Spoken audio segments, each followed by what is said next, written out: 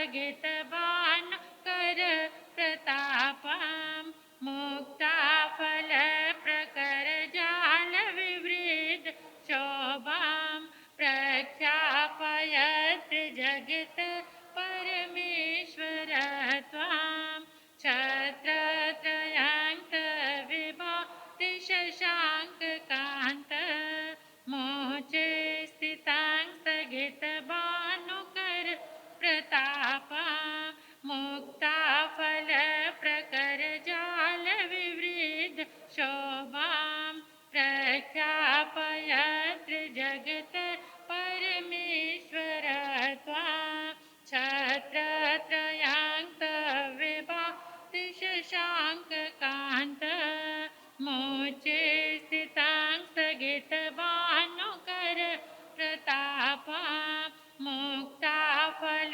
प्रकर जाल विवृत शोभां प्रख्यापयत् जगत् परमेश्वर त्वां छत्रत्रयान्त विभाति शशांक कांत मोचे स्थितां स्थगित भानुकर प्रतापा मुक्ताफल प्रकर जाल विवृत शोभां प्रख्यापयत् जगत् परमेश्वर त्वां छत्रत्रयान्त विभाति शशांक कांत मोचे स्थितां स्थगित भानुकर प्रतापा मुक्ताफल प्रकर जाल विवृत शोभां प्रख्यापयत्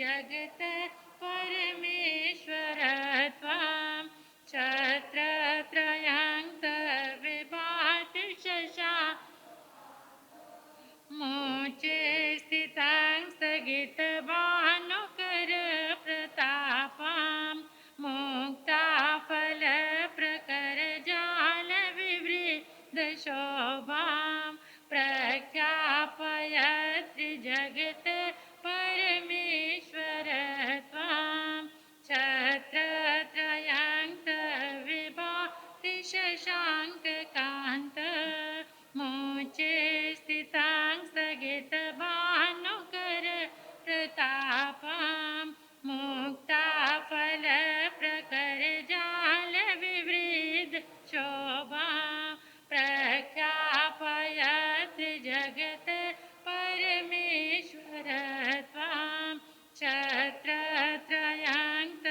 विभाति शशांक कांत मोचे स्थितां स्थगित भानुकर प्रतापां मुक्ताफल प्रकर जाल विवृत शोभां प्रख्यापयत् जगत् परमेश्वर छत्रत्रयान्त विभाति शशांक कांत मोचे स्थितां स्थगित भानुकर प्रतापां मुक्ताफल प्रकर जाल विवृत शोभां प्रख्यापयत् जगत् परमेश्वर त्वां छत्रत्रयान्त विभाति शशांक कांत मोचे स्थितां स्थगित भानुकर प्रतापां मुक्ताफल प्रकर जाल विवृत प्रख्यापयत् जगत् परमेश्वर त्वां छत्रत्रयान्त विभाति शशांक कांत मोचे स्थितां स्थगित भानुकर प्रतापां मुक्ताफल प्रकर प्रख्यापयत् जगत् परमेश्वर त्वां छत्रत्रयान्त विभाति शशांक कांत मोचे स्थितां स्थगित भानु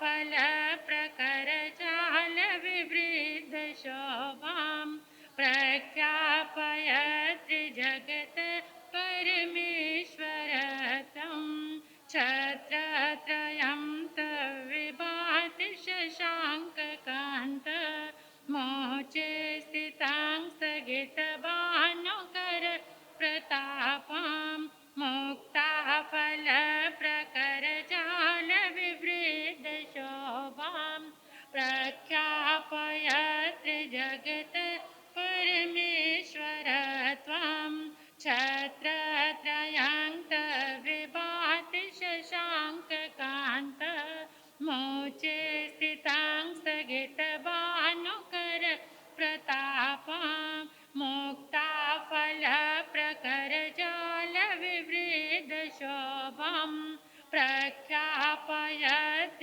जगत परमेश्वर त्वां छत्रत्रयं तविभाति शशाङ्ककान्त मोचे स्थितां स्थगितभानुकर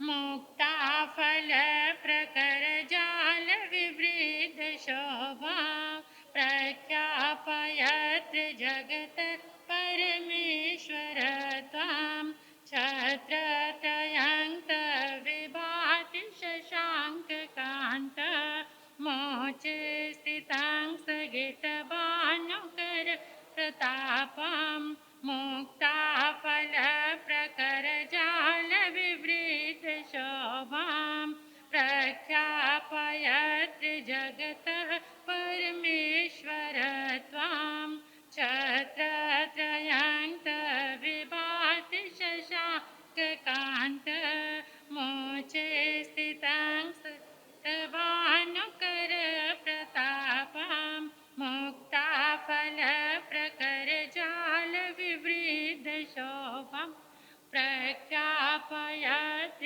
जगत परमेश्वर त्वां छत्रत्रयं तविभाति शशाङ्ककान्त मोचे स्थितां स्थगितभानुकर प्रतापां जाल विवृद्ध शोभां प्रख्यापयत् जगत परमेश्वर त्वां छत्रत्रयं तविभाति शशाङ्ककान्त मोचे स्थितां स्थगितभानुकर प्रतापां मुक्ताफल प्रकर जाल विवृद्ध शोभां प्रख्यापयत् जगत परमेश्वर त्वां छत्रत्रयं तविभाति शशाङ्ककान्त मोचे स्थितां स्थगितभानुकर प्रतापां मुक्ताफल प्रकर जाल विवृद्ध शोभां प्रख्यापयत् जगत परमेश्वर त्वां छत्रत्रयं तविभाति शशाङ्ककान्त मोचे स्थितां स्थगितभानुकर प्रतापां मुक्ताफल प्रकर जाल विवृद्ध शोभं प्रख्यापयत् जगत परमेश्वर त्वां छत्रत्रयं तविभाति शशाङ्ककान्त मोचे स्थितां स्थगितभानुकर प्रतापां मुक्ताफल प्रकर जाल विवृद्ध शोभां प्रख्यापयत् जगत परमेश्वर त्वां छत्रत्रयं तविभाति शशाङ्ककान्त मोचे स्थितां स्थगितभानुकर प्रताप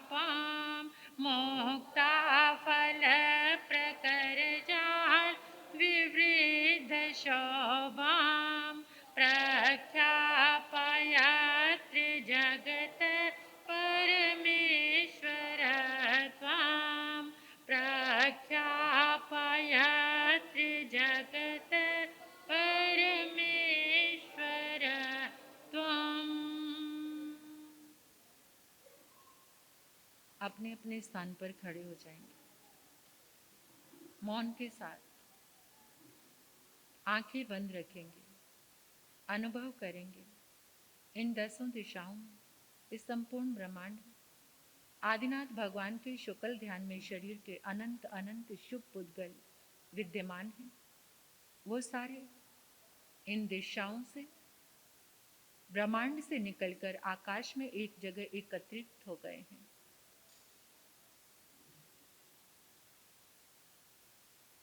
आदिनाथ भगवान के शासन काल में जितने भी गंधर्व भगवान हुए, केवल ज्ञानी भगवान, मति ज्ञानी, श्रुत ज्ञानी, अवधि ज्ञानी, मन परियव ज्ञानी, जितने भी साधु साध्वी, बुद्ध पुरुष, महापुरुष हुए, उन सब की शुक्ल ऊर्जा, शुभ तरंगे एक जगह एकत्रित होकर कलश बन गई है। सफेद रंग का कलश, व्हाइट कलश के ऊपर श्रीफल, कलश के ऊपर अष्टमंगल बने हुए हैं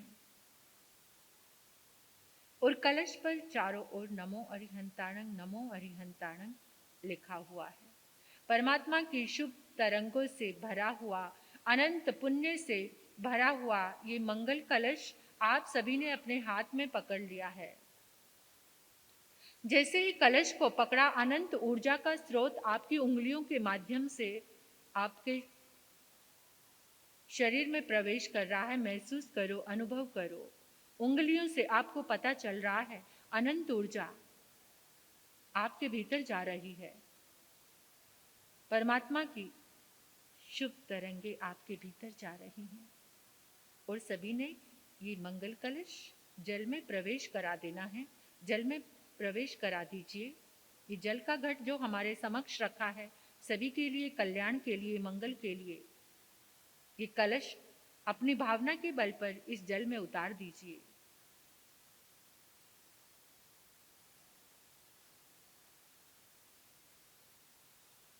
जल का अणु अणु, कण कण परमात्मा की दिव्य ऊर्जा से भर गया है। प्रार्थना करेंगे, हे प्रभु, आपकी अनंत ऊर्जा से ये जल दिव्य औषधि बन गया है, दिव्य औषधि बन गया है, दिव्य औषधि बन गया है। हे प्रभु, आपकी अनंत ऊर्जा के बल से ये जल दिव्य अमृत बन गया है, दिव्य अमृत बन गया है, दिव्य अमृत बन गया है। जो भी इस जल को ग्रहण करेगा, आदि व्याधि रोगों से हमेशा के लिए मुक्त हो जाएगा, हमेशा के लिए मुक्त हो जाएगा, हमेशा के लिए मुक्त हो जाएगा। जहाँ भी इस जल का प्रयोग होगा, वहाँ सुख, शांति, समृद्धि और मंगल का वास होगा, और मंगल का वास होगा, और मंगल का वास होगा। 3 बार अपना संकल्प दोहराएंगे और अनुभव करेंगे आदिनाथ भगवान के सानिध्य से, उनकी शुभ तरंगों की सानिध्य से आपका संकल्प पूरा हो चुका है।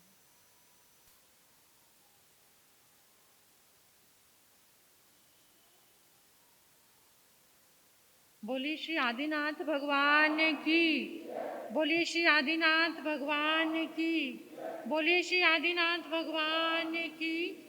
आचार्य मानतुंग जी महाराज की, आचार्य मानतुंग जी महाराज की, आचार्य मानतुंग जी महाराज की। अपने